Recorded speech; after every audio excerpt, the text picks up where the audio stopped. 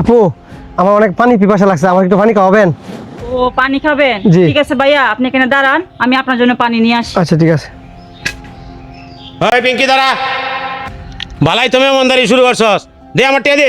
কাকু, মেহমানের সামনে আমার এইভাবে অপমান করে কথা বললেন না। কাকা একটু আড়ালে আসেন, আমি আপনাকে বুঝাই বলতেছি। এই বহুত বুঝায় কইছস, আজকে আমার টিয়া লাগবো, আজকে আমার টিয়া দে। কাকা, একজন মেহমান আসছে, উনাকে পানিটা দেই, পানিটা খাক। আর আমি তো কাকা, আমি আগেই বলছি আপনাকে, আমি অনেক সমস্যায় আছি। কাকু, আপনার টাকাটা আমি কয়েকদিন পরে দেই, আর আমি আপনার টাকাটা অবশ্যই দিয়ে দিয়াম। এই হন, দিয়াম দিয়াম কয়াম অনেক দিন গেছে গা, আজকে আমার টিয়াটা লাগবো, আজকে তুই আমার টিয়াটা দিয়ে দিবি। কাকা, আপনি তো জানেনই আমাদের সমস্যার কথা, আমি আপনার বারবারই বুঝাই কইছি, কিন্তু কাকা আপনি বুঝার চেষ্টা করতেছেন না। আপনি বারবারই আপনি আমার বাড়তি চাপ দিতেছেন। আর কাকা, একটা মেহমান আইছে, ওই মেহমানের সামনে আমার অপমান করতেছেন। কাকা, এটা কিন্তু ঠিক হইতেছে না কাকা। এই আমার টিয়া দেনের নামে খবর নাই, আবার মেহমানদারি করস। আমার টিয়া দে।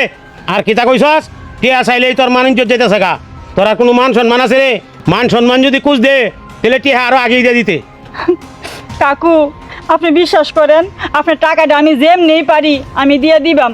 আমরা অনেক একটা বিপদে পড়ছি, আপনি তো জানুনই। এই বিপদ থেকে উদ্ধার হয়ে গেলে কাকু আর কোনো সমস্যা হইতো না। আর কাকু, এই মেহমানের সামনে আপনি আমার আর অপমান করেন না। বিপদ তো সবসময় মানুষের বসে থাকে না। আচ্ছা ঠিক আছে, আমি আর এক সপ্তাহ সময় দিলাম তোরে, যদি এর মধ্যে টিয়া না পাই, তোর বাড়ি ঘর যা আছে সব ভাঙ্গে লয়ে যাই গা, পরে বুঝিস। আপু এই লোকটা আপনারা অপমান করলো আর বলতেছে আপনার কাছে টাকা পায়। আপু কত টাকা পায়? ভাই আর বলবেন না, এই যে লোকটার কাছ থেকে আমি 20,000 টাকা আনছিলাম, এক বছরে সুদে আসলে 50,000 টাকা হয়েছে।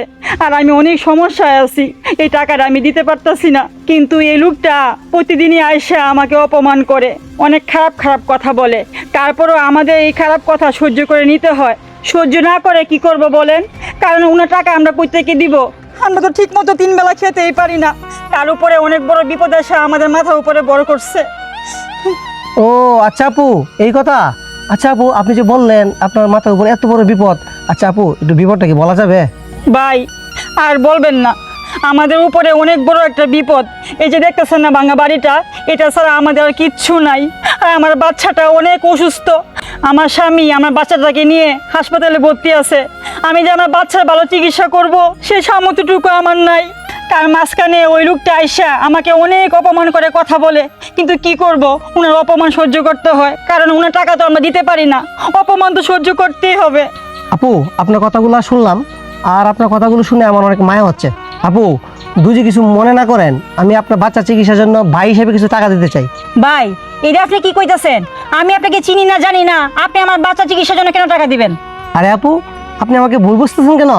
মানুষ মানুষের জন্য, প্লিজ আপু না করবেন না। আমি আপনার বাচ্চা চিকিৎসার জন্য কিছু টাকা দিচ্ছি, এই টাকাগুলো গ্রহণ করেন।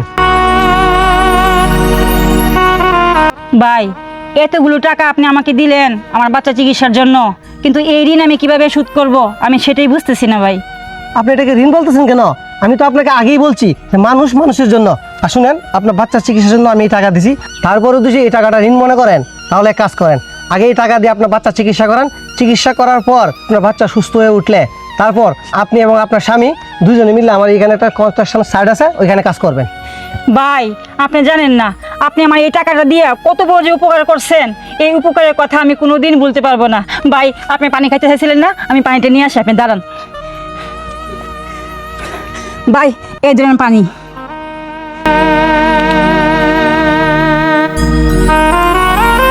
আপু আপনি আর কোনো কথা বলবেন না, এখনই আপনি হাসপাতালে যান টাকাগুলো নিয়ে।